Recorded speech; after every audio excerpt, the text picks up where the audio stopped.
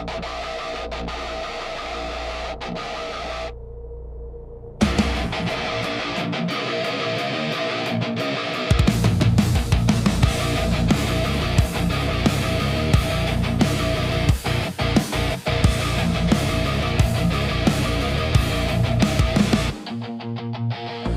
düşünməkdən belə qorxuram.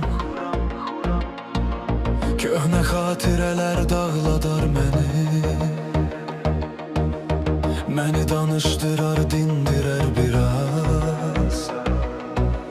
Qeyri-ixtiyar yağladar məni. Səni düşünməkdən belə qorxuram. Yenicə düzəlir məndə yaralar. Qorxuma sən çəksən bilirəm axı. Açılar yaralar, çətin sağalar.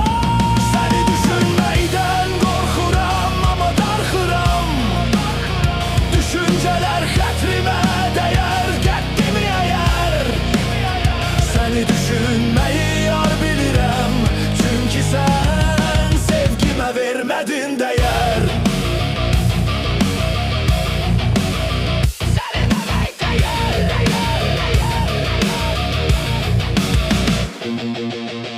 Səni düşünməkdən yaman qorxuram.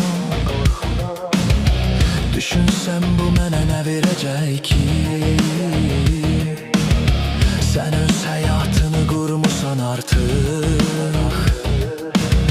Mən çəkim istirab, budumu sevgi. Səni düşünməkdən yaman qorxuram. Arada özümə yazığım gəlir. Son görüş yerindən keçəndə mənim fəryadım inan ki göyə yüksəlir. Səni düşünməkdən qorxuram, amma darxıram. Düşüncələr xətrimə dəyər, qəddimi əyər.